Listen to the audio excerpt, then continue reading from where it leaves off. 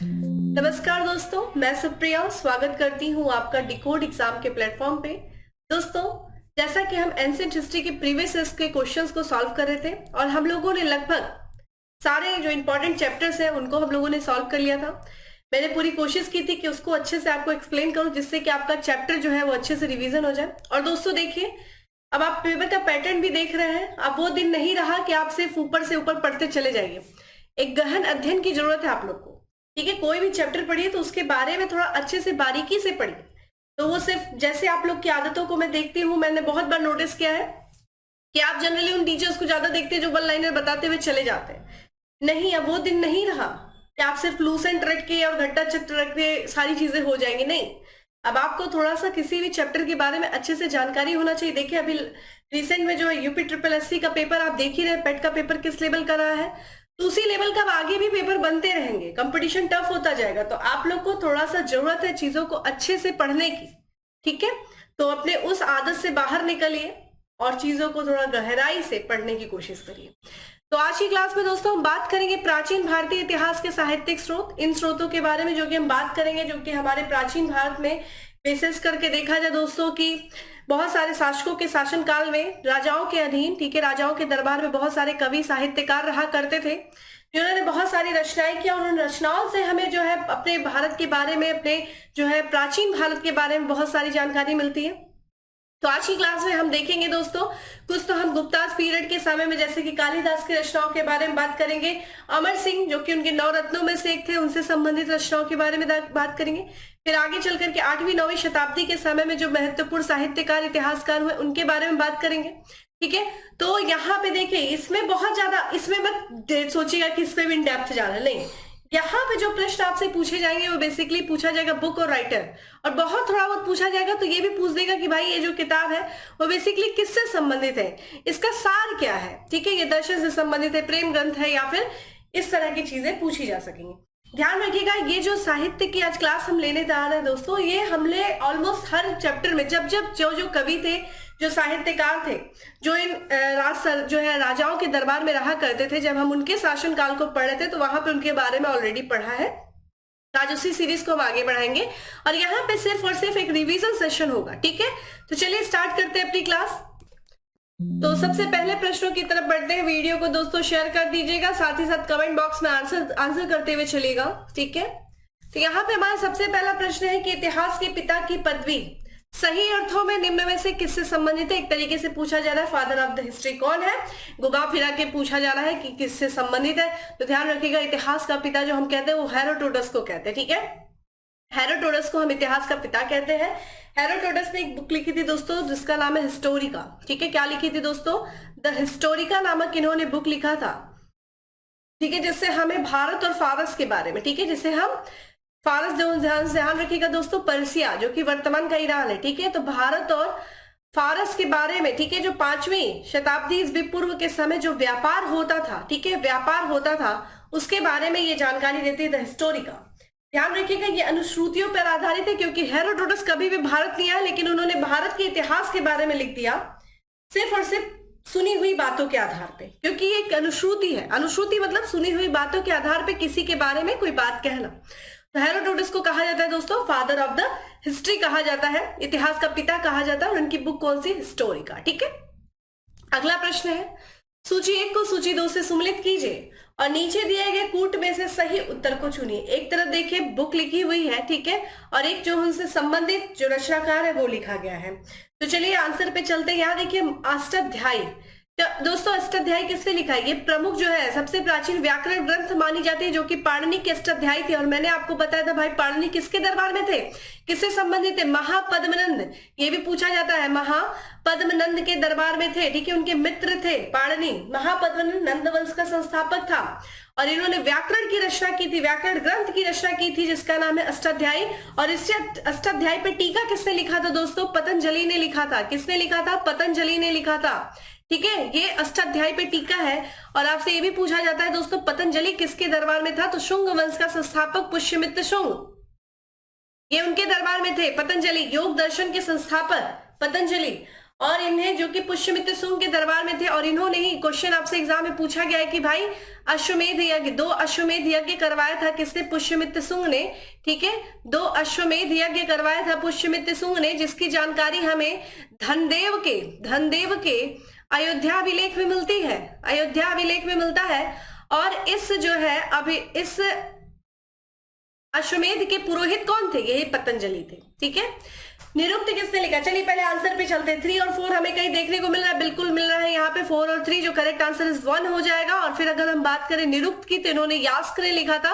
वार्तिकी की बात करें दोस्तों, वार्तिकी लिखे तो कात्यायन के द्वारा लिखा गया था। करेक्ट आंसर इज ए है। ठीक है, चलिए अगले प्रश्न की तरफ बढ़ते हैं। और अगला प्रश्न है हमारा कि मुद्रा राक्षस के लेखक निम्न में से कौन है? देखिए, मुद्रा राक्षस की बात करें दोस्तों, तो इस पुस्तक से हमें मौर्यकालीन, ठीक है, शासन प्रशासन व्यवस्था के बारे में या फिर मौर्यकालीन समय के बारे में हमें जानकारी मिलता है, जिसमें चंद्रगुप्त मौर्य के भी बारे में हमें जानकारी मिलता है।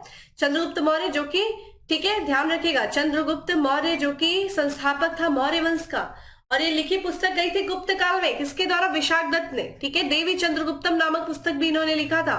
ठीक है, देवी चंद्रगुप्तम के नामक भी पुस्तक इन्होंने लिखा था, जिसमें यह बताया था कि समुद्रगुप्त और चंद्रगुप्त द्वितीय के बीच में भी रामगुप्त नामक एक अयोग्य शासक का भी शासनकाल था। चूंकि हमने ये भी बताया था आपको कि गुप्त वंशावली में ऐसी कोई भी हमें जो गुप्त काल की जो वंशावलियां हैं, ठीक है, उनमें इनकी जो बारे में बात नहीं किया गया है रामगुप्त के। लेकिन विशाख दत्त की जो देवी चंद्रगुप्तम, ध्यान रखिएगा, इस पुस्तक को लिख लीजिए। ठीक है, देवी चंद्रगुप्तम, ये भी विशाख दत्त के ही द्वारा लिखी गई पुस्तक है। ठीक है, इससे हमें रामगुप्त के बारे में जानकारी मिलती है और मुद्रा राक्षस की। ठीक है, चलिए भाई अगले, और ये ध्यान रखिएगा, मुद्रा राक्षस से हमें किसके बारे में जानकारी मिलती है? मौर्य इतिहास के बारे में। मुख्यतः किसके बारे में? मौर्य इतिहास के संस्थापक चंद्रगुप्त मौर्य के बारे में। ठीक है, अगला है निम्नलिखित साहित्य की शास्त्रीय पुस्तकों में से कौन गुप्त काल में लिखी गई? देखिए ध्यान रखिएगा, गुप्त काल जो था, अगर हम बात करें क्लासिक एरा का नाम से जाना जाता है, यानी कि इसको हम स्वर्ण काल के नाम से जानते हैं। ध्यान रखिएगा, इसलिए नहीं कि आर्थिक जो है आर्थिक ढांचा इसका बहुत मजबूत था, नहीं, बल्कि ये वो काल है जहां पे स्थापत्य के क्षेत्र में, जहां पे विज्ञान के क्षेत्र में, जहां पे साहित्य के क्षेत्र में बहुत ही महत्वपूर्ण योगदान दिया गया था। ये क्षेत्र बहुत ही फला फूला था इस काल में, इसलिए इस काल को हम क्या कहते हैं? स्वर्ण काल की संज्ञा देते हैं। पूछा जाता है, मेंस में भी आपको पूछा जाता है कि भाई गुप्त काल को स्वर्ण काल की संज्ञा क्यों दी जाती है। इसी समय हम बात करते हैं दोस्तों, ध्यान रखिएगा, यहाँ पे चंद्रगुप्त द्वितीय के दरबार में, चंद्रगुप्त द्वितीय के दरबार में 9 रत्न रहते हैं। ठीक है, चंद्रगुप्त जिसे हम विक्रमादित्य की उपाधि है, चंद्रगुप्त द्वितीय के दरबार में 9 रत्न रहा करते थे। ये 9 रत्न उज्जैन में रहा करते थे। इन्हीं में से 2 महत्वपूर्ण हम बहुत ज्यादा पढ़ने को मिलता है। कालिदास, कालिदास भी यही थे, कालिदास थे। ठीक है, अमर सिंह थे, धनवंतरी थे। ठीक है, अमर सिंह, धनवंतरी, ये लोग क्या थे? इनके प्रमुख 9 रत्न थे। और यहाँ पे देखिए कौन थे? अमर कोश किसने लिखी दोस्तों? ये देखा जाए, ये भी, और ये गुप्त काल में लिखा गया था। अमर कोश जो लिखी गई वो अमर सिंह के द्वारा लिखी गई, और ये चंद्रगुप्त द्वितीय के दरबार में थे। ठीक है, मेघदूत किसके द्वारा लिखी गई? कालिदास के द्वारा लिखी गई। मुद्रा राक्षस किसके द्वारा लिखी गई? ठीक है, विशाख दत्त के द्वारा लिखी गई। ठीक है, विशाख दत्त। और अगर आपसे पूछ दे भाई यहाँ पे, ठीक है, कामसूत्र, कामसूत्र किसके द्वारा लिखी गई दोस्तों? ध्यान रखिएगा, चलिए बताते रहिए कमेंट बॉक्स में। वात्स्यायन के द्वारा कामसूत्र लिखी गई। ठीक है, किसके द्वारा लिखी गई? वात्स्यायन के द्वारा जो है कामसूत्र लिखी गई। तो क्या ये सभी थे? तो ध्यान रखिएगा, अगर हम करेक्ट आंसर पे ध्यान रखें तो यहाँ पे गुप्त काल से संबंधित है। ठीक है, अभी हमने आपको बताया दोस्तों कि मुद्रा राक्षस के जो लेखक है विशाख दत्त, मुद्रा राक्षस जो बुक लिखी गई है वो गुप्त काल में लिखी गई, लेकिन बताया किसके बारे में बताया गया? मौर्य काल के बारे में बताया गया उसमें। ठीक है, तो ये ध्यान रखिएगा। अगला है दश कुमार चरितम के रचनाकार कौन है? दश कुमार चरितम के रचनाकार दोस्तों कौन है? बताइए जल्दी से, कमेंट बॉक्स में आंसर करिए। ठीक है, तो करेक्ट आंसर इज हो जाएगा डंडिन। ठीक है, डंडिन ने जो है 10 कुमार चरित की रचना किया था। सूरदास ने किसकी रचना की थी दोस्तों? सूरदास की भी देख लीजिए, सूर सागर। ठीक है, सूर सागर की रचना किया। और किसकी किया था? सूर सरावली की रचना किया था। ठीक है, सूर सरावली की रचना किया था। ठीक है, ये ध्यान रखिएगा, सरावली की रचना की थी। और किसने, ठीक है, किया था? और इन्होंने, ठीक है, साहित्य लहरी की भी रचना की थी, साहित्य लहरी की रचना की थी। ठीक है, ये भी ध्यान रखिएगा। तुलसीदास दोस्तों, तुलसीदास का भी बहुत महत्वपूर्ण योगदान रहा है इनके द्वारा। तो सबसे इंपॉर्टेंट चीज क्या है दोस्तों? रामचरितमानस। ठीक है, रामचरितमानस आपसे पूछा जाता है किसके द्वारा? ठीक है, ठीक है, रामचरित चरितमानस, रामचरितमानस इन्होंने लिखा। और क्या लिखा दोस्तों तुलसीदास ने, ये भी ध्यान रखिएगा। विनय पत्रिका, ठीक है, विनय पत्रिका किसने लिखा, विनय पत्रिका भी लिखा है दोस्तों तुलसीदास ने। और अगर आपसे पूछ दे कालिदास, दोस्तों कालिदास को भारत का शेक्सपियर कहा जाता था। इन्होंने लगभग 4 महाकाव्य और 3 नाटकों का रचना किया था, ठीक है। और कालिदास को इनकी जो सबसे इंपॉर्टेंट अगर हम बात करें कालिदास की, देखिए जाए लिख सकते हैं आप, अभिज्ञान शाकुंतलम, ठीक है, अभिज्ञान शाकुंतलम, अग्नि, ठीक है, यहाँ पे जो है मालविका नमित्रम, ठीक है, मेघदूतम, और कौन कौन सी है, मेघदूत हो गई दोस्तों, कुमार संभव हो गई, ऋतु संहार हो गई, ठीक है, और क्या है, विक्रम वर्षीय, ये सब कालिदास की रचनाएं हैं। तो कालिदास को भारत का शेक्सपियर कहा जाता है, ठीक है।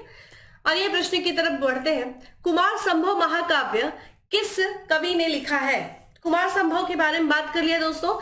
ये अभी हमने बताया कि ये कालिदास के द्वारा लिखा गया है, और कालिदास को क्या कहा जाता है, भारत का, ठीक है, भारत का शेक्सपियर कहा जाता है, ठीक है, भारत का शेक्सपियर कहा जाता है कालिदास को। और इन्होंने बहुत महत्वपूर्ण रचना की है दोस्तों। सबसे इंपॉर्टेंट देखिए कुमार संभव होगी, ठीक है, और क्या क्या होगी अभिज्ञान शाकुंतलम, ठीक है, अभिज्ञान शाकुंतलम, ठीक है, और क्या क्या लिख सकते हैं आप लोग, अभिज्ञान शाकुंतलम, ठीक है, और क्या सी रचना होगी इनकी, मालविका नमित्रम, ठीक है, मालविका नमित्रम, ठीक है, और कौन सी होगी दोस्तों, ये सारी चीजें लिख लीजिए आप लोग, ऋतु संहार, ठीक है, ऋतु संहार होगी। देखिए मालविका नमित्रम, अभिज्ञान शाकुंतलम, और एक और है दोस्तों विक्रम वर्षी, ये 3 नाटक थे। बाकी अगर हम बात करें किसके बारे में, विनय पत्रिका हो गई, ठीक है, विनय पत्रिका हो गई, कवितावली हो गई, और साथ ही साथ देखा जाए दोस्तों मेघदूतम, ये सब क्या हो गए, इनके महाकाव्य हो गए, ठीक है। अगला है निम्नलिखित में से कौन सी पुस्तक कालिदास द्वारा नहीं लिखी गई है। देखिए अगेन वो प्रश्न आ गया, कौन सी नहीं लिखी गई है।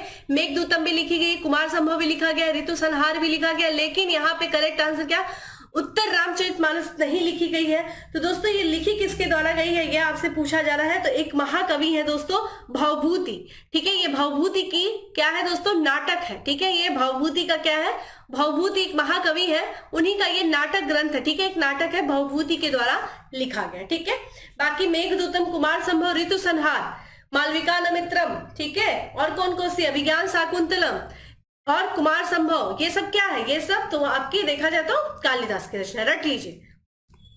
अगला है उत्तर भारतीय शास्त्रीय संगीत का बाइबल ग्रंथ संबंधित है, किससे संबंधित है दोस्तों, बाइबल ग्रंथ की बात की जा रही है इसमें। तो ये जो उत्तर भारत का जो बाइबल ग्रंथ है दोस्तों, ये ध्यान रखिएगा नाट्य शास्त्र से संबंधित है। इस पे डायरेक्ट आंसर पे चलते हैं, नाट्य शास्त्र से ये संबंधित है, ठीक है।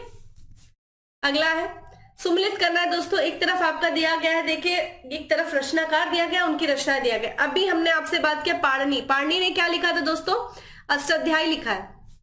डायरेक्ट इसमें देखिए जब आपको इस टाइप के प्रश्न आए तो तुरंत चले जाए करिए ऑप्शन पे। यहाँ पे पाणिनि का अष्टाध्यायी 3 पे दिया, यानी कि A का 3 होना चाहिए। क्या हाँ मिल रहा है, हमें तो पहले ही आंसर मिल गया। देखिए करेक्ट आंसर इज यही हो जाएगा, ये समय बचाना है। लेकिन हम पूरा एक्सप्लेनेशन देखेंगे। वात्स्यायन ने दोस्तों क्या लिखा, कामसूत्र लिखा। चाणक्य ने दोस्तों क्या लिखा, चाणक्य वही है दोस्तों जिन्हें हम, ठीक है, विष्णुगुप्त कहते हैं। चाणक्य जिन्होंने क्या किया था, ठीक है, कौटिल्य के नाम से जानते, विष्णुगुप्त के नाम से जानते। चाणक्य की सहायता से चंद्रगुप्त मौर्य जो कि मौर्य वंश का संस्थापक था, उसने अंतिम जो शासक है नंद वंश का, धनानंद को पराजित किया था चाणक्य की सहायता से। और चाणक्य प्रधानमंत्री रहे थे दोस्तों किसके, चंद्रगुप्त मौर्य के, ये भी पूछा जाता है। तो यहाँ पे अर्थशास्त्र, अर्थशास्त्र राजनीति से संबंधित ग्रंथ है, ध्यान रखिएगा। इसमें हमें राज्य व्यवस्था के बारे में जानकारी मिलती है। कल्हड़, कल्हड़ की राज तरंगिणी है दोस्तों, जो कि हमें कश्मीर के इतिहास के बारे में जानकारी मिलती है, ठीक है, उनके पूरे कश्मीर के इतिहास के बारे में जानकारी देता है कल्हड़ की राज तरंगिणी। तो करेक्ट आंसर क्या हो जाएगा, ए हो जाएगा, ठीक है। नेक्स्ट है कल्हड़ द्वारा रचित राज तरंगिणी निम्नलिखित में से किससे संबंधित है। तो किससे संबंधित है दोस्तों, अभी हमने बताया, क्या ये चंद्रगुप्त के शासन से संबंधित है, गीतों के संकलन से है, कश्मीर के इतिहास से, या फिर कृष्णदेव राय से संबंधित है। ऑप्शंस आपके सामने, और अभी मैंने आपको पिछली वाले में एक्सप्लेन किया कि भाई राज तरंगिणी किससे संबंधित है। तो ये ध्यान रखिएगा कश्मीर के इतिहास से संबंधित है। किसके द्वारा लिखी गई है दोस्तों, ये भी आपसे ध्यान रखिएगा, कल्हड़, कल्हड़ के द्वारा। कल्हड़ उस समय देखिए कश्मीर के एक शासक थे जयसिंह, जयसिंह के दरबार में थे, ठीक है, जयसिंह के दरबार में ये रहा कर रहे थे, ठीक है, और इन्होंने जो कि लिखा है इसकी रचना की है, ठीक है। अगले प्रश्न की तरफ बढ़ते हैं।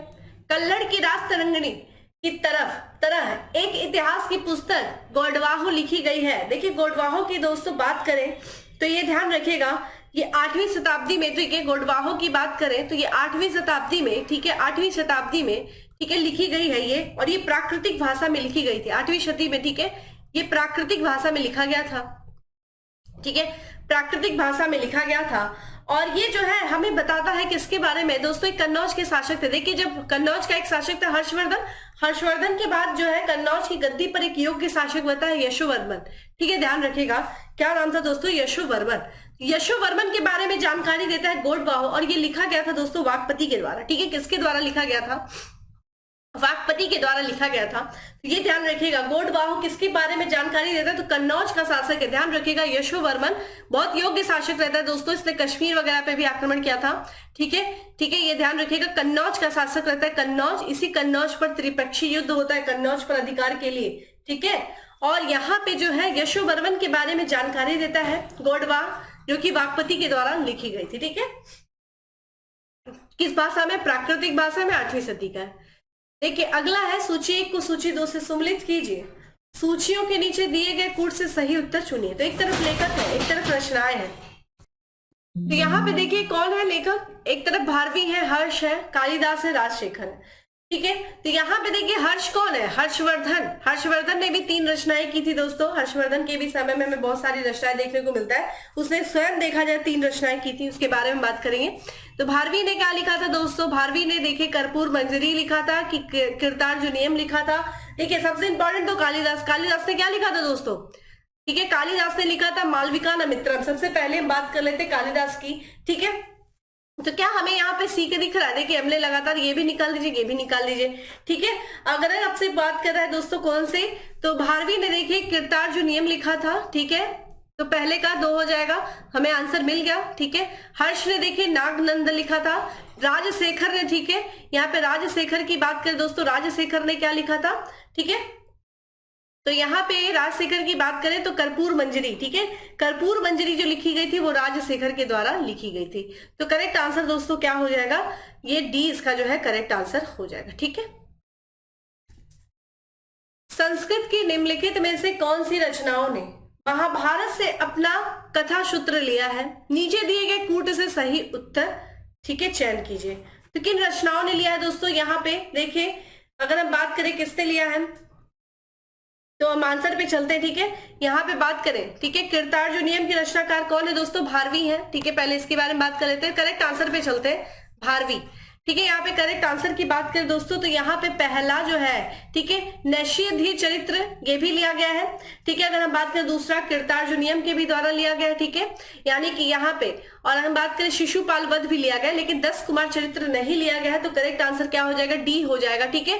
अगर आपसे पूछे दोस्तों कि यहाँ पे कीर्तार्जुनीयम की रचना किसके द्वारा की गई? भारवी के द्वारा की गई है, ठीक है, भारवी के द्वारा किया गया है, ठीक है। और यहाँ पे जो है यहाँ पे किरात नाम का एक क्या था, ठीक है, वेशधारी शिव ने एक वेश धारण किया था, ठीक है, किरात नाम से।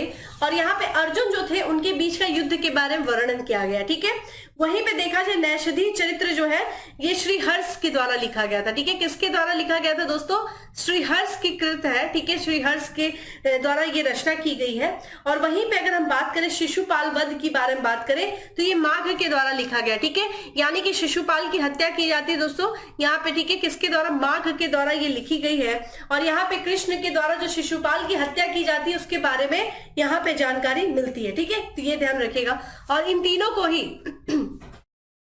को ही हम बात करें दोस्तों, किसे? कीर्तार्जुनीयम, नैषधि और शिशुपाल वध, इनको बृहतरयी कहा जाता है, ठीक है। क्या कहा जाता है? बृहतरयी के नाम से जाना जाता है, ठीक है। अगला जो है सूची 1 को सूची 2 से सम्मिलित कीजिए। सूचियों के नीचे दिए गए कूट का प्रयोग करते हुए सही उत्तर का चयन कीजिए। तो एक तरफ देखिए क्या दिया है, कि एक तरफ देखिए आपका जो है साहित्यकार दिए है, रचनाकार दिए, या फिर जो प्रसिद्धि थी उनका किस क्षेत्र में प्रसिद्धि थी, दूसरा सूची 2 में दिया है। विशाख दत्त दोस्तों, इन्होंने मुद्रा राक्षस देवी चंद्रगुप्तम नामक नाटक की रचना किया था, तो ये नाटककार हो जाएंगे, ठीक है, तो नाटक हो जाएगा, नाटक से संबंधित है ये, इन्होंने नाटकों की रचना किया था विशाख दत्त, ठीक है। वरामिहिर दोस्तों किससे, चरक के बारे में भी हम लोगों ने बात किया था दोस्तों, चरक संहिता जिसने लिखा था, तो चिकित्सा से संबंधित है। ठीक है, चलिए यहीं से आंसर निकालते हैं हम लोग। यहाँ पे देखिए करेक्ट, पहले का 2 इसमें भी दिया है, ठीक है, पहले का 2 इसमें भी दिया है, यानी कि बी और सी में से कोई आंसर होगा, और सी का यहाँ पे 1 है, तो करेक्ट आंसर हमें मिल गया। अगर हम बात करें वरामिहिर दोस्तों, वरामिहिर खगोल विज्ञान से संबंधित है। और ब्रह्मगुप्त की बात किया जाए दोस्तों, तो ब्रह्मगुप्त जो है ये किससे संबंधित है, गणित से संबंधित है। ठीक है, गणित से ये संबंधित है। ठीक है, चलिए अगले प्रश्न की तरफ बढ़ते हैं। वरामिहिर की पंच सिद्धांतिका आधारित है दोस्तों, वरामिहिर की पंच सिद्धांतिका किस पर आधारित है ये पूछा जा रहा है। तो चूंकि यहाँ पे जो है किससे, यूनानी ज्योतिर, ठीक है, ध्यान रखिएगा यूनानी ज्योतिर्विद्या से ये संबंधित है। ठीक है, करेक्ट आंसर इज बी हो जाएगा। तो वरामिहिर की जो पंच सिद्धांतिका, ध्यान रखिएगा ये भी यहाँ से प्रश्न है कि वरामिहिर जो है उन्होंने किसकी रचना की है दोस्तों, इन्होंने किया है पंच सिद्धांतिका की रचना की है, जो कि यूनानी ज्योतिर्विद्या पर आधारित है। ठीक है, नेक्स्ट है, यहाँ पे देखिए निम्नलिखित में से कौन सही सुमिलित नहीं पूछ रहा है। ठीक है, एक तरफ तो रचना हो गई, एक तरफ रचनाकार हो गए, यानी कि एक तरफ अगर हम देखें तो यहाँ पे कालिदास, भास, सुबंधु, ठीक है, और यहाँ पे जो दिया गया है क्या, हर्ष, और इनकी जो रचना देखते हैं। कालिदास ने क्या रघुवंशम लिखी थी, बिल्कुल लिखी थी दोस्तों, रघुवंशम जो है वो कालिदास की है। ठीक है, ये भी करेक्ट है। भास के द्वारा स्वप्न वासुदत्ता, हमने बताया था ना, स्वप्न वासुदत्ता उदयन, और ठीक है उज्जैन के जो शासक थे वासुदत्ता के, जो उज्जैन के जो शासक थे, ठीक है, उनकी पुत्री थी। ठीक है, वासुदत्ता, उनकी प्रेम कहानी के बारे में लिखा गया, ये भी सही है। क्या सुबंधु ने कादम्बरी लिखा था, देखते हैं अभी। हर्ष ने रत्नावली लिखा, बिल्कुल करेक्ट है, ये भी सही है। लेकिन ध्यान रखिएगा सुबंधु ने जो है कादम्बरी नहीं लिखा था। यहाँ पे सुबंधु की जो रचनाकार है दोस्तों, रचना जो है वो है वासव दत्ता। ठीक है, स्वप्न वासुदत्ता नहीं, वासव दत्ता है। ठीक है, ध्यान रखिएगा।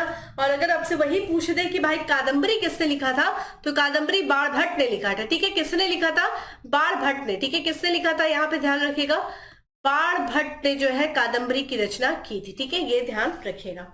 ठीक है, चलिए मिलिंद पन्नो क्या है, ये संस्कृत नाटक है, जैन वृत्तांत है, पाली ग्रंथ है, या फिर फारसी महाकाव्य। देखिए हमने आपको बताया था जब भारत में मौर्योत्तर काल में, पोस्ट मौर्यन पीरियड में कुछ बाहरी आक्रमणकारी आते हैं, जिसमें सबसे पहले जो आता है वो हिंद यवन शासक आते हैं। हिंद यवन शासकों में जो सबसे पहले सोने का सिक्का जारी करने वाला जो शासक था दोस्तों, वो मिलिंद था। ठीक है, जिन्हें मिनांडर के नाम से जानते हैं। ठीक है, किसके नाम से, ध्यान रखिएगा, मिनांडर के नाम से जानते हैं। और मिनांडर ने, ठीक है, मिनांडर के दरबार में एक नागसेन नामक, ठीक है, व्यक्ति रहा करते थे, नागसेन। और इन दोनों की जो वार्ता होती है दोस्तों, ठीक है, बौद्ध धर्म से संबंधित होती है, यानी कि मिनांडर जो थे वो बौद्ध भिक्षु थे, और माफ करिएगा नागसेन जो थे वो बौद्ध भिक्षु थे, और मिनांडर इनसे बौद्ध धर्म से संबंधित प्रश्न पूछते हैं।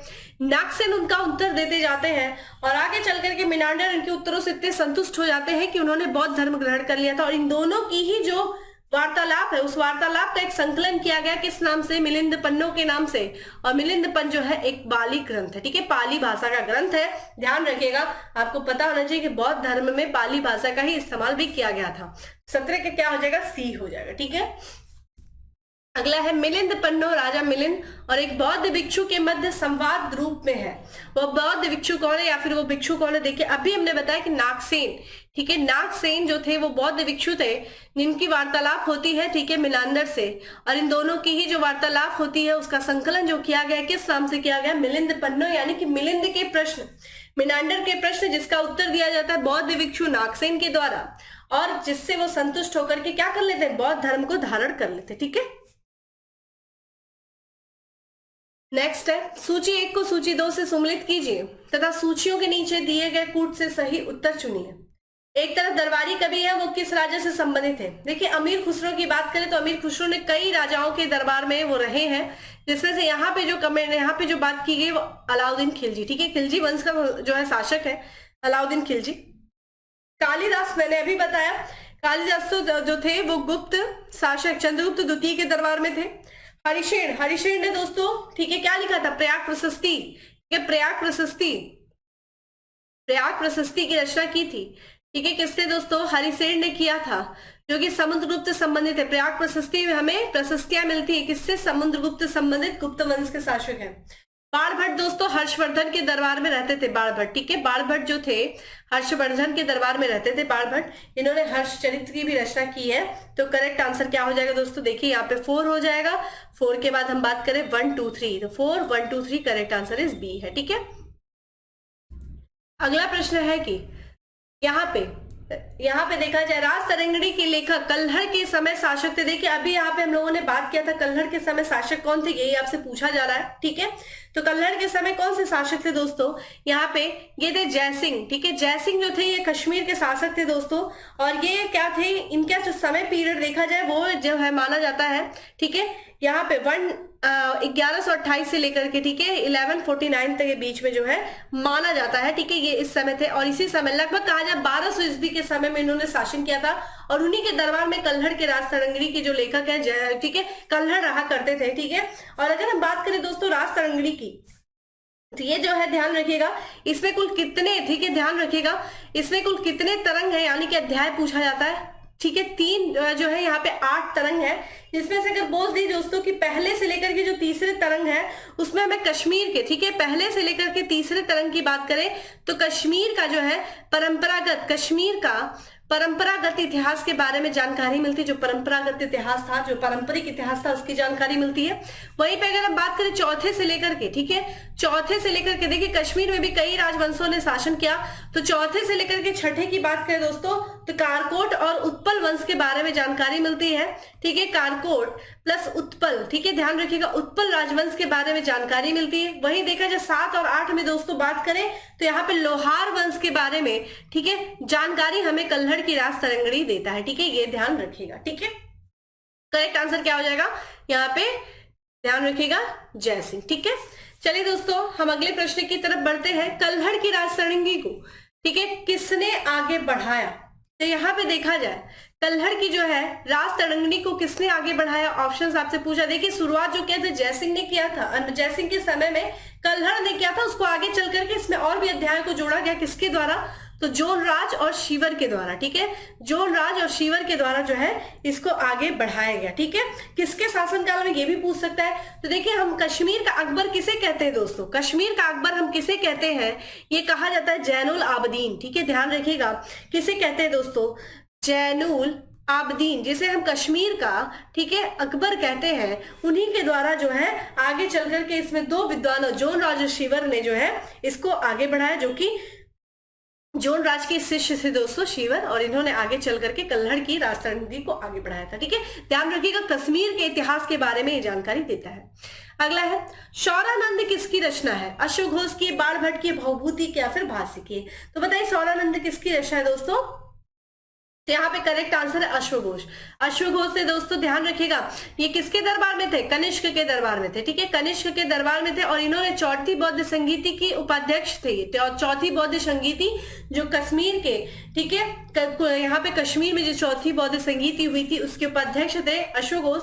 इन्होंने सौरानंद की रचना किया था, और किसकी रचना किया था अगर आपसे पूछ दे भाई, सौरानंद की रचना की थी, ठीक है, और किसकी किया था अगर आपसे पूछ दे तो, ठीक है, बुद्ध चरित्र की भी रचना इन्होंने किया था, ठीक है, बुद्ध चरित्र की रचना इन्होंने किया था, और किसकी किया था दोस्तों, सारीपुत्र प्रकरण, ठीक है, ध्यान रखिएगा, ठीक है, सारीपुत्र प्रकरण, ठीक है, प्रकरण की रचना भी किया गया था, किसके द्वारा दोस्तों, अश्वघोष के द्वारा। बाणभट्ट ने हर्षचरित्र की रचना की थी, ठीक है। चलिए आगे बढ़ते हैं।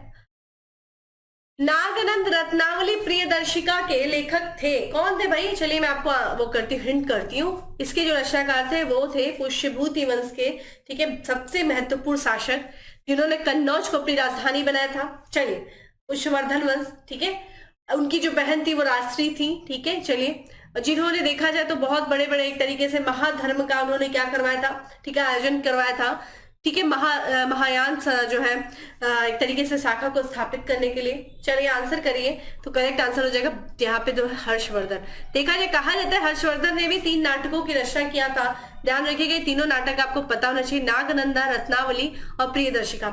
इतिहास में ये भी कहा जाता है कि इसने करा नहीं था, इसने करवाया था। कई इतिहासकार ये भी लिखते हैं कि जो है हर्षवर्धन के दरबार में कवि थे, उन्हीं के द्वारा जो है इस तीनों नाटकों का रचना करवाया गया था। लेकिन चूंकि हमें देखना है कि आयोग आंसर किसको मानता है? तो हर्षवर्धन को मानता है, ठीक है। तो हर्षवर्धन ने, ठीक है, ध्यान रखिएगा क्या यहाँ पे रत्नावली, ठीक है, नागनंदा रत्नावली प्रियदर्शिका की रचना की थी। निम्नलिखित में से 4 ग्रंथों में से कौन विश्वकोशीय ग्रंथ है? विश्वकोश से संबंधित है। 4 ग्रंथ दिए हैं और इसमें से पूछ रहा है भाई कौन सा विश्वकोशीय ग्रंथ है। ऑप्शंस आपके सामने है, कमेंट बॉक्स में आंसर करिए दोस्तों, ठीक है। तो यहाँ पे से 4 में से कौन जो है विश्वकोशीय ग्रंथ है? तो ये बृहत संहिता है दोस्तों, ठीक है। बृहत संहिता जो है ये एक, ध्यान रखिएगा, विश्वकोशीय ग्रंथ है, ठीक है, बृहत संहिता। और ये जो बृहत संहिता है ये जो है संस्कृत का, ठीक है, संस्कृत में लिखी गई है, ठीक है, संस्कृत में लिखी गई, ध्यान रखिएगा। और ये गुप्त काल में लिखी गई है, गुप्त काल के समय की लिखी, काल भी पूछा है, ठीक है। किसके द्वारा बृहत संहिता लिखी गई है? ठीक है, तो वराह मिहिर के द्वारा, ठीक है। किसके द्वारा लिखी गई है? जो कि वराह मिहिर के द्वारा ये लिखी गई, ठीक है, वराह मिहिर के द्वारा लिखी गई। अमरकोश किसके द्वारा लिखी गई दोस्तों? अमर सिंह के द्वारा लिखी गई, ठीक है। अमरकोश जो है अमर सिंह के द्वारा लिखी गई है।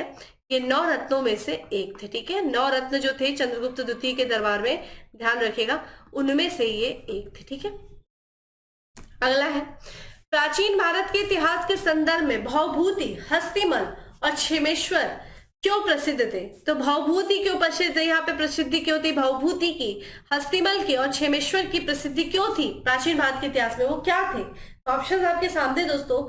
ये जो नाटककार थे, ठीक है, इन्होंने नाटकों की रचना की है, ठीक है, नाटकों की रचना किया है। अगर आपसे दोस्तों पूछ दे भाई भवभूति के बारे में, तो यहाँ पे जो भवभूति जो है दोस्तों ये 8वीं, ध्यान रखिएगा, ये 8वीं सदी के, ठीक है, नाटककार है, 8वीं सदी के नाटककार है। इन्होंने देखा जाए दोस्तों संस्कृत में नाटक की रचना किया है भवभूति ने, ठीक है, नाटक की रचना किया है। और इनकी जो प्रसिद्ध रचना है वो कौन कौन सी देखा जाए? महावीर चरित्र, ध्यान रखिएगा, महावीर चरित्र है। और कौन सी है दोस्तों? महावीर चरित्र हो गई, ठीक है। मालती माधव होगी, मालती माधव होगी। और कौन सी रचना किया था इन्होंने? ठीक है, मालती उत्तर रामचरितमानस, ठीक है, ध्यान रखिएगा, ये भी बहुत इंपॉर्टेंट है। उत्तर रामचरितम, ठीक है, उत्तर रामचरितम की रचना भी किसने किया था? भवभूति ने किया था।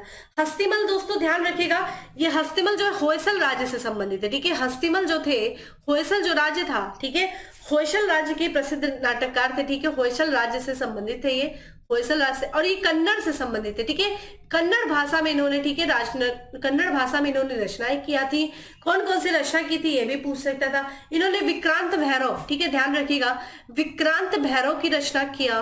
और इन्होंने किसकी रचना की दोस्तों? यहाँ पे मैथिली कल्याण, ठीक है, मैथिली कल्याण की रचना किया था, ठीक है, ये भी ध्यान रखिएगा, मैथिली, ठीक है, कल्याण की रचना कई सारे। क्षेमेश्वर दोस्तों बात करें, क्षेमेश्वर ने यहाँ पे की रचना किया था, ये भी ध्यान रखिएगा, क्षेमेश्वर की भी रचना को भी ध्यान रख लीजिए। क्षेमेश्वर ने क्या किया था? तो इन्होंने चंड कौशिक जो है नामक नाटक की रचना की थी, चंड कौशिक, ठीक है, चंड कौशिक नामक रचना की थी, ठीक है। तो ये ध्यान रखिएगा। तो इस तरीके से जो है तीनों क्या थे? ये नाटककार थे। अगला है, निम्नलिखित युग्मों में से कौन सा सही सुमिलित है? मृच्छकटिका, ठीक है, एक तरफ देखिए ध्यान दिया है यहाँ पे मृच्छकटिका में, यानी कि मिट्टी का खिलौना है। बुद्ध चरित्र, तरफ रचनाएं दी, एक तरफ रचनाकार है। मुद्रा राक्षस देखिए ये सही है, यहाँ पे देखिए डायरेक्ट जो पहले आपको आता है उसको करेक्ट कर लिया करिए। विशाखदत्त की मुद्रा राक्षस सही है, बाणभट्ट की हर्षचरित सही है, तीसरा और चौथा सही है। तो यानी कि हमें देखिए ये जो है एलिमिनेट कर देना चाहिए, ये भी एलिमिनेट कर देना चाहिए, ये भी एलिमिनेट कर देना चाहिए। हमें आंसर ए और बी में पता होना चाहिए, ठीक है। यहाँ पे बात करें बुद्ध चरित्र किससे रचना किया दोस्तों? ठीक है, बुद्ध चरित्र की जो रचना की गई है, क्या वो की गई है वसुदेव, ठीक है, वसुबंधु के द्वारा। मृच्छकटिकम शुद्रक के द्वारा की गई, ये भी सही है। लेकिन ध्यान रखिएगा, अगर आपसे पूछ दिया जा रहा है दोस्तों कि यहाँ पे जो है बुद्ध चरित्र जो रचना की गई है वो वसुबंधु के द्वारा नहीं की गई है दोस्तों, ये किया गया अश्वघोष के द्वारा किया गया। अश्वघोष जिन्होंने, जो कि कनिष्क के दरबार में रहते थे और ये उपाध्यक्ष थे दोस्तों किसके उपाध्यक्ष थे? ठीक है, ये चौथी बौद्ध संगीति जो हुई थी कश्मीर के कुंडल ग्राम में, वहां पे इन्होंने इसकी अध्यक्षता की थी। तो करेक्ट आंसर क्या हो जाएगा दोस्तों? यहाँ पे बी हो जाएगा, ठीक है, बी हो जाएगा, क्योंकि यहाँ पे जो है ये इनकरेक्ट है, क्योंकि बुद्ध चरित्र की रचना अश्वघोष ने किया था, ठीक है। चलिए नेक्स्ट है, प्राचीन भारत के विद्वान और साहित्यकारों के संदर्भ में निम्नलिखित कथनों पर विचार कीजिए। तो देखिए विद्वान और साहित्यकार दिए हुए हैं और आपसे पूछा जा रहा है कि ये देखिए किससे संबंधित है। पाणिनि पुष्यमित्र शुंग से संबंधित है, क्या ये सही है? दोस्तों स्टार्टिंग में ही आपसे बताया कि पाणिनि जो है वो पुष्यमित्र शुंग से संबंधित नहीं थे। पाणिनि की बात करें तो ये महापद्म नंद से संबंधित है, जो कि नंद वंश का संस्थापक था। और पुष्यमित्र शुंग से संबंधित कौन थे दोस्तों? पतंजलि थे। पतंजलि जो थे वो पुष्यमित्र शुंग से संबंधित थे, ठीक है। पाणिनि के अष्टाध्यायी, पाणिनि ने अष्टाध्यायी लिखा था और पतंजलि ने दोस्तों क्या लिखा था? महाभाष्य लिखा था। तो ये जो है इनकरेक्ट हो जाएगा। पहला देखिए इनकरेक्ट हो गया, ठीक है, ये तो इनकरेक्ट हो गया। तो चलिए हमें आंसर भी देखना चाहिए, ये भी निकाल दीजिए, ये भी निकाल दीजिए। अब बात करेंगे दूसरे और तीसरे से हमें आंसर मिलता है कि नहीं। अमर सिंह हर्षवर्धन से संबंधित है। दोस्तों हमने स्टार्टिंग में बताया कि अमर सिंह जो थे वो चंद्रगुप्त द्वितीय के दरबार में, ठीक है, 9 रत्नों में से एक थे, ठीक है। चंद्रगुप्त द्वितीय के दरबार में जो 9 रत्न रहा करते थे उनमें से ये एक थे जिन्होंने अमर कोश की रचना की थी। तो हमें देखिए दूसरा भी इनकरेक्ट हो गया, यानी कि करेक्ट आंसर क्या हो जाएगा? ठीक है, सिर्फ और सिर्फ केवल और केवल 3 सही है, क्योंकि कालिदास जिन्होंने अभिज्ञान शाकुंतलम, मालविकाग्निमित्रम, मेघदूतम, रघुवंशम जैसी जो रचनाएं किया, ठीक है, कालिदास और चंद्रगुप्त द्वितीय के दरबार में 9 रत्नों में से एक थे, उज्जैन में ये रहा करते थे, ठीक है। तो करेक्ट आंसर क्या हो जाएगा? सी। नेक्स्ट है सूची 1 को सूची 2 से सुमिलित कीजिए। सूचियों के नीचे दिए गए कूट का प्रयोग कर सही उत्तर का चयन करिए। एक तरफ देखिए ग्रंथकार है यानी कि रचनाकार है, दूसरी तरफ देखा जाए मूल ग्रंथ वो किससे संबंधित है, ठीक है। प्रश्न आपसे ये पूछा जा रहा है। चलिए बात करते हैं, ठीक है। तो यहाँ पे वराहमिहिर ने किसकी रचना की थी? विशाखदत्त। देखिए विशाखदत्त देवी चंद्रगुप्तम और साथ ही साथ किसकी रचना किया था दोस्तों इन्होंने? ठीक है, मुद्रा राक्षस की रचना किया था। तो बी का 4 हमें कहीं दिख रहा है, बिल्कुल दिख रहा है, यानी कि हमें ये देखिए एलिमिनेशन मेथड में यहाँ पे अप्लाई करने की कोशिश करती हूँ आप लोग के साथ, आप भी ध्यान रखा करिए। तो हमें सिर्फ और सिर्फ दोस्तों यहां से आंसर मिल जाएगा, ठीक है, क्योंकि यहाँ पे देखिए ए का 3 बी का, तो हमें तीसरे से आंसर पता चल जाएगा। शूद्रक ने क्या लिखा था दोस्तों? मृच्छकटिकम। तो करेक्ट आंसर देखिए हमें मिल गया, ठीक है, यानी कि बी जो है इसका करेक्ट आंसर है। 3, 4, 2, 5 यानी कि वराहमिहिर की रचना क्या थी, ठीक है। वराहमिहिर की बात किया जाए तो इन्होंने बृहद संहिता की रचना की थी। यहाँ पे बिल्हड़ की बात करें दोस्तों तो बिल्हड़ ने जो है विक्रमादेव चरित्र की रचना किया था, ठीक है। और यहाँ पे विशाख शूद्रक ने मृच्छकटिकम की रचना की थी, ठीक है, ये चीज ध्यान रखिएगा। चलिए अगले प्रश्न की तरफ बढ़ते हैं। निम्नलिखित में से परमार राजवंश के इतिहास पर प्रकाश डालने वाला स्रोत कौन सा है? तो परमार राजवंश के बारे में जो इतिहास जो है यहाँ पे प्रकाश डालने वाला स्रोत है दोस्तों कौन कौन सा है?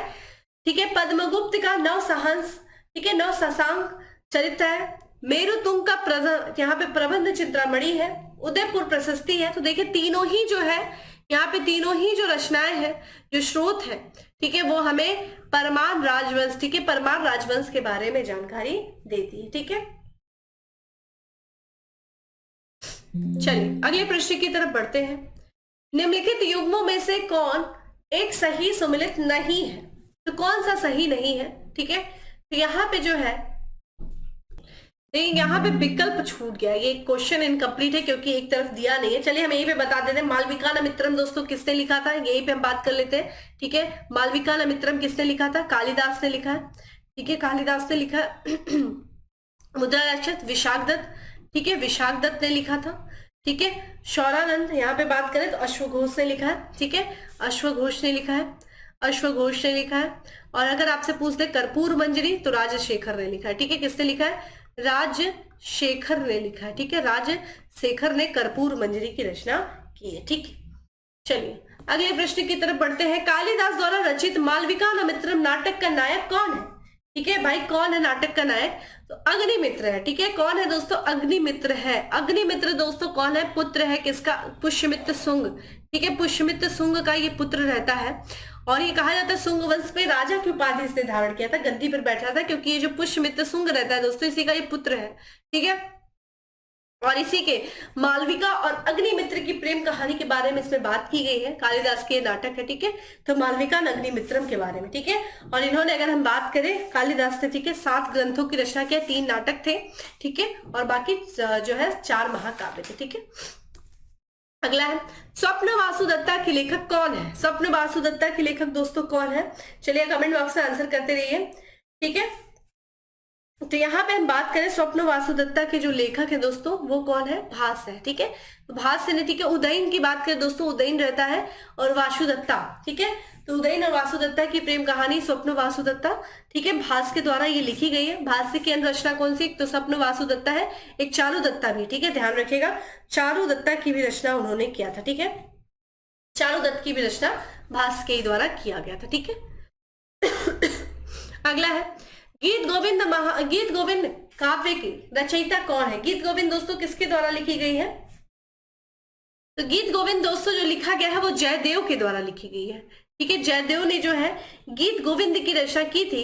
और ध्यान रखिएगा बंगाल में, ठीक है, एक सैन वंश का शासन चलता था और सैन वंश का शासक है दोस्तों, ठीक है, सैन वंश का शासक है लक्ष्मण सेन, ठीक है, लक्ष्मण सेन के दरबार में ये रहते थे, ठीक है, जयदेव, जिन्होंने गीत गोविंद की रचना किया है, ठीक है, गीत गोविंद की रचना इन्होंने की थी।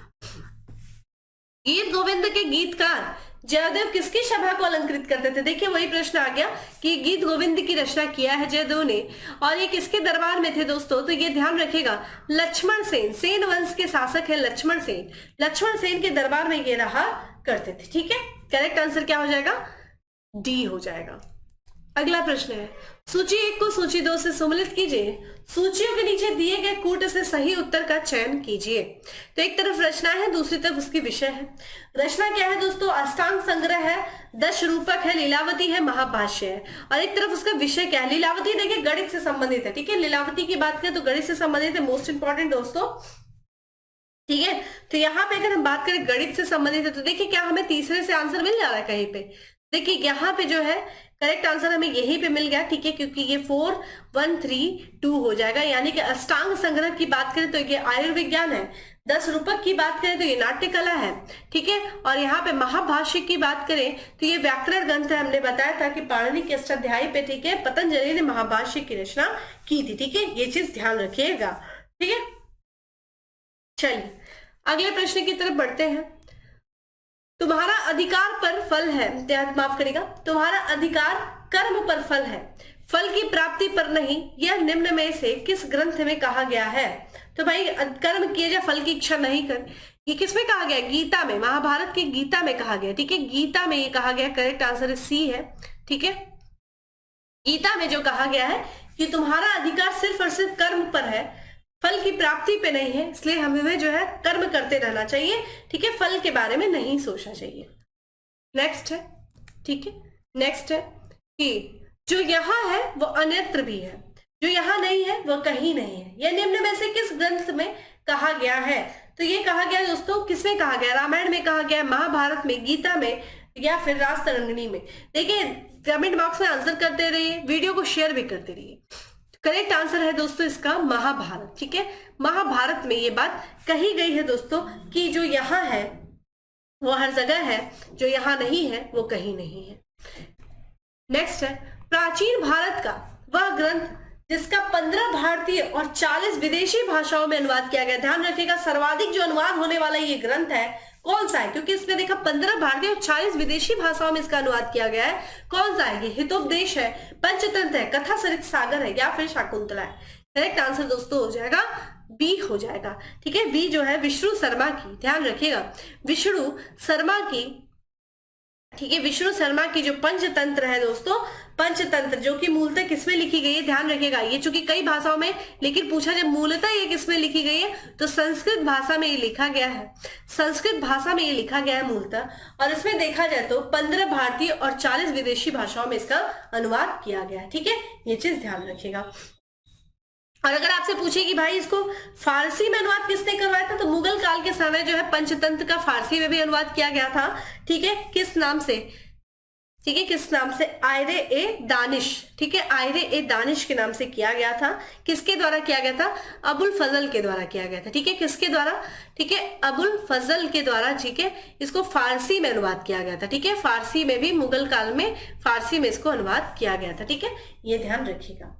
अगला है सूची 1 को सूची 2 से सम्मिलित कीजिए तथा सही उत्तर का चयन सूची के नीचे दिए गए कूट से कीजिए। तो एक तरफ लेखक है, दूसरी तरफ ग्रंथ है, ठीक है, सर्ववर्मा है, शुद्रक है, विज्ञानेश्वर है, कल्हड़ है।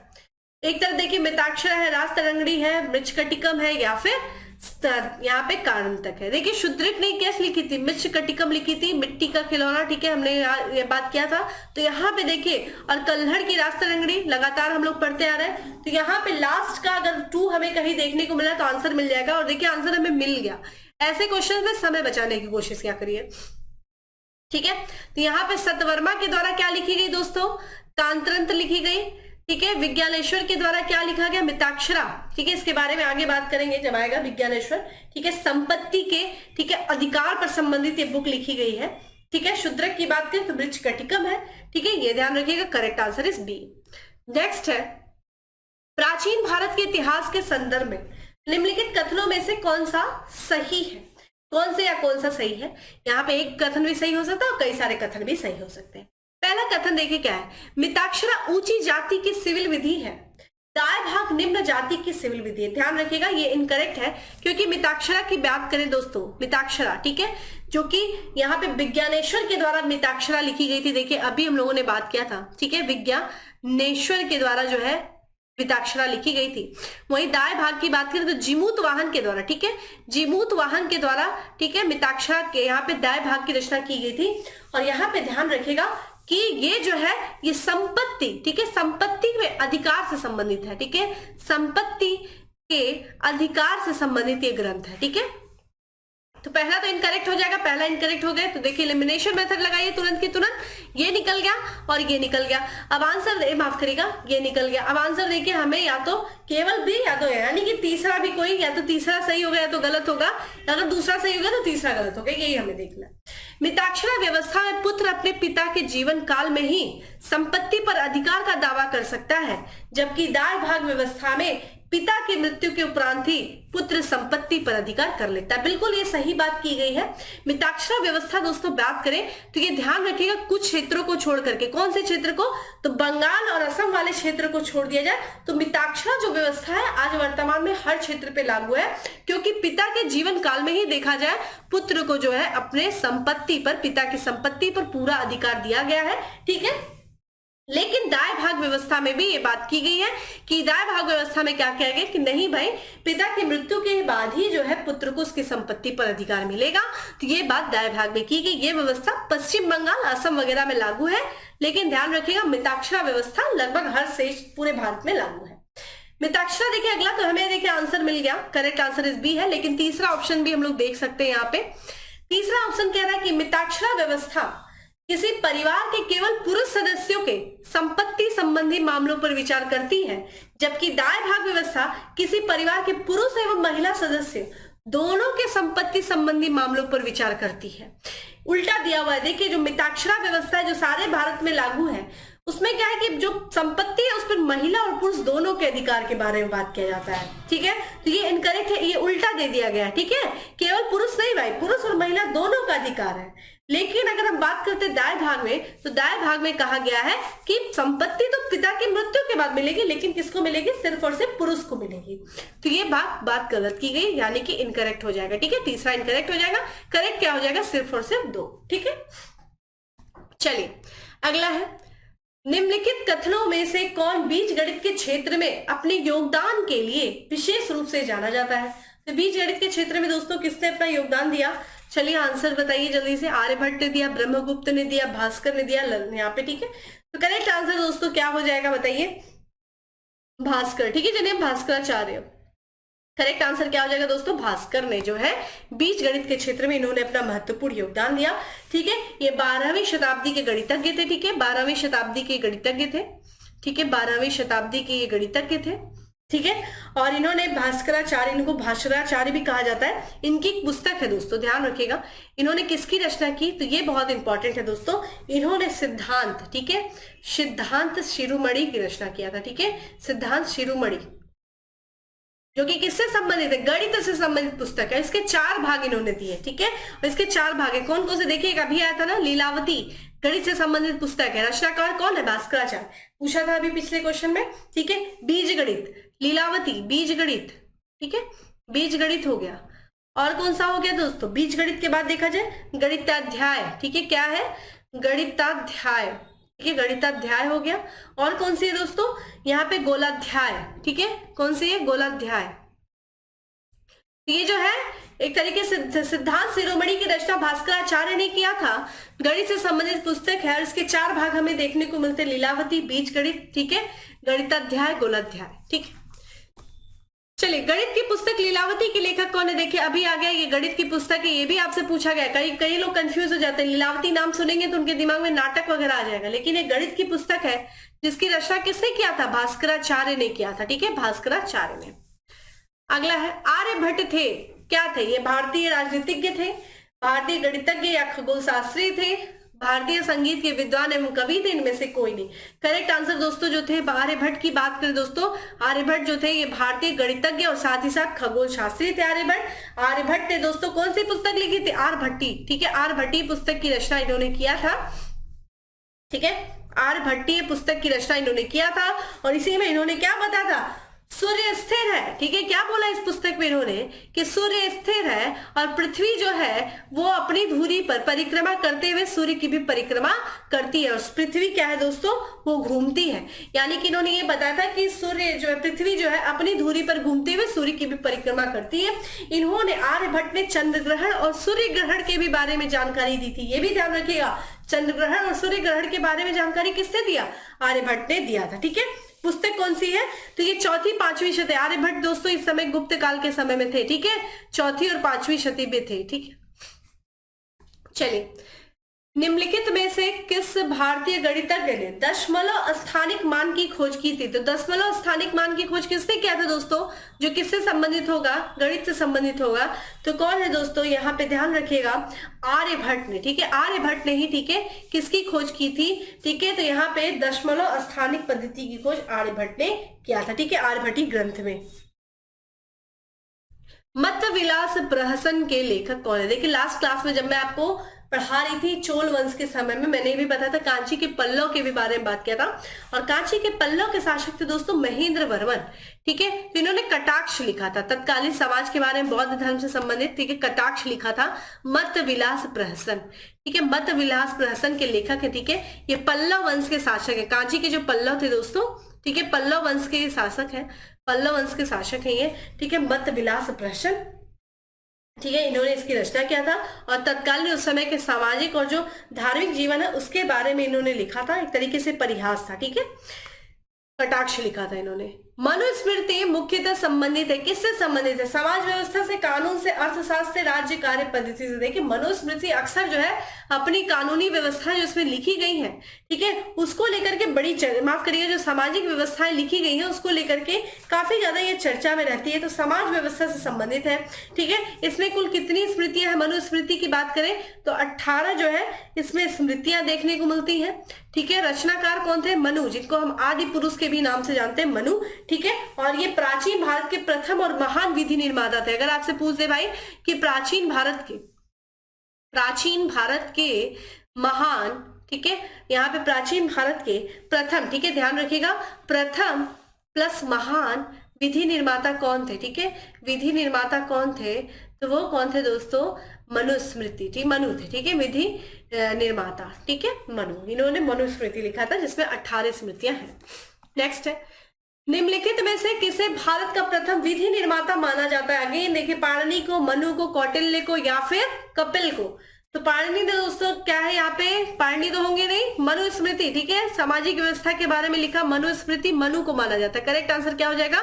बी हो जाएगा, ठीक है, बी जो हो जाएगा करेक्ट आंसर यहाँ पे हो जाएगा, ठीक है, बी। पाणिनि ने क्या लिखा? अष्टाध्यायी लिखा, ठीक है, पाणिनि ने क्या लिखा? अष्टाध्यायी लिखा। और अगर आपसे पूछ दे भाई कौटिल्य ने क्या लिखा? कौटिल्य, जिन्हें हम चाणक्य कहते हैं, अर्थशास्त्र लिखा था, ठीक है, जो कि राज्य व्यवस्था से संबंधित है। ध्यान रखिएगा, जैसे लीलावती पुस्तक जो है वो गणित से संबंधित है, उसी तरीके से कौटिल्य के अर्थशास्त्र जो है वो राज्य व्यवस्था से संबंधित है, ठीक है, राज्य व्यवस्था से संबंधित है। अगला है, शून्य की खोज किसने किया था? यूनानियों ने किया था, चीनियों ने किया था, भारतीयों ने किया था, सुमेरियों ने किया था। ये देखिए, शून्य की खोज जो माना जाता है ज्ञात भारतीयों के द्वारा माना जाता है, ठीक है, लेखक नहीं है इसका कोई पता, तो भारतीयों ने जो है शून्य की खोज की थी। नेक्स्ट है, निम्नलिखित में से कौन सा जोड़ा सही सुमेलित नहीं है? तो यहाँ पे एक तरफ देखिए रचनाएं दी गई है, एक तरफ उसके रचनाकार दिए गए। लाइफ ऑफ वेन सॉन्ग हुई ली के द्वारा लिखी गई, बिल्कुल सही है, ठीक है। द नेचुरल हिस्ट्री जो पुस्तक है दोस्तों वो टॉलमी ने नहीं लिखा था, प्लीनी ने लिखा था। ठीक है, द नेचुरल हिस्ट्री जो बुक है दोस्तों ये प्लीनी के द्वारा लिखी गई है। ठीक है, प्लीनी के द्वारा। और अगर हम बात करें यहाँ पे हिस्टोरियन फिलिपिकल, ये देखा जाए किसके द्वारा लिखी गई, प्राइमियस ट्रोगस के द्वारा। द हिस्ट्री जो है हेरोडोटस, द हिस्टोरिका जिसको हम कहते हैं, इसका जो है इनकरेक्ट भी हो जाएगा। नेक्स्ट है, निम्न में से सबसे प्राचीन वाद्य यंत्र क्या है। ठीक है, सबसे प्राचीन सितार है, वीणा है, सरोद है या फिर तबला है। तो करेक्ट आंसर वीणा है। वीणा जो है ये सबसे प्राचीन वाद्य यंत्र माना जाता है। ठीक है, चलिए अब आप मुझे कमेंट बॉक्स में आंसर करिए, किस शासक के सिक्कों पर उसको वीणा बजाते हुए दिखाया गया, उसको कविराज की उपाधि दी गई है। चलिए कमेंट बॉक्स में आंसर करिए। ठीक है, अगला है, किरतार जो नियम पुस्तक किसने लिखी थी। ठीक है, किसने लिखी है, भट्टी ने लिखी, शूद्रक, कालिदास, भारवी। तो ध्यान रखिएगा भारवी के द्वारा लिखी गई। ठीक है, पिछले हम लोग बात कर ही लिए, क्यों उसको रिपीट करना। और आज का हमारा लास्ट प्रश्न है दोस्तों की यहाँ पे कि भारतीय इतिहास के संदर्भ में निम्नलिखित कथनों पर विचार कीजिए। ठीक है, यहाँ पे देखा जाए तो नैति प्रकरण, परशिष्ट पर्वन, अवदान शतक या फिर त्रिषष्टि लक्षण महापुराण, निम्न में से उपयुक्त में से कौन से जैन ग्रंथ है। तो पूछा जा रहा है जैन ग्रंथ कौन से है दोस्तों। तो यहाँ पे अगर हम आंसर पे दोस्तों चले तो ध्यान रखिएगा दोस्तों, ये जो जैन ग्रंथ कौन से, परशिष्ट पर्वन भी जैन ग्रंथ है। और यहाँ पे हम बात करें दोस्तों, ठीक है, ये आपका त्रिषष्टि लक्षण महापुराण, ये दोनों क्या है दोस्तों, जैन ग्रंथ है। ठीक है, ये जैन ग्रंथ है। और अगर आपसे पूछते हैं दोस्तों जैन ग्रंथ है, और ये दोनों कौन से दोस्तों, यहाँ पे नैतित्व करण और फिर अवदान शतक, ये दोनों की बात करें दोस्तों तो ये दोनों जो है दोस्तों ये बौद्ध ग्रंथ है। ठीक है, बौद्ध ग्रंथ है। करेक्ट आंसर क्या हो जाएगा दोस्तों, यहाँ पे आंसर पे चले तो ये जो करेक्ट आंसर बी हो जाएगा। ठीक है, ये देखिए आईएएस में आया था क्वेश्चन प्री 2022 में। तो दोस्तों ये था आज का हमारा सेशन। इसमें हम लोगों ने महत्वपूर्ण साहित्यों को रिवीजन किया, क्योंकि बहुत सारे साहित्यों के बारे में हम लोग ऑलरेडी बात कर चुके थे जब हम अपने चैप्टर्स जो रिवीजन कर रहे थे। ठीक है, तो उम्मीद करती हूँ चीजें अच्छी लगी होंगी। बहुत ज्यादा इसमें डेप्थ में थोड़ा रटने वाली ये चीज है, बार बार पढ़ेंगे तो लेखक और उनकी रचनाएं आपको याद हो जाएंगी। ठीक है, चलिए फिर मिलेंगे दोस्तों अगले सेशन में। ऑलमोस्ट आपका एंशिएंट हिस्ट्री कंप्लीट होने वाला है, 1-2 चैप्टर और है, फिर आपका कंप्लीट हो जाएगा एंशिएंट हिस्ट्री, फिर मेडिएवल आपको कराया जाएगा, फिर मॉडर्न, और इस तरीके से एक पूरा का पूरा जो है हिस्ट्री आपकी कंप्लीट हो जाएगी। फिर मिलते हैं दोस्तों अगले सेशन में, तब तक के लिए bye, have a good day, stay safe and stay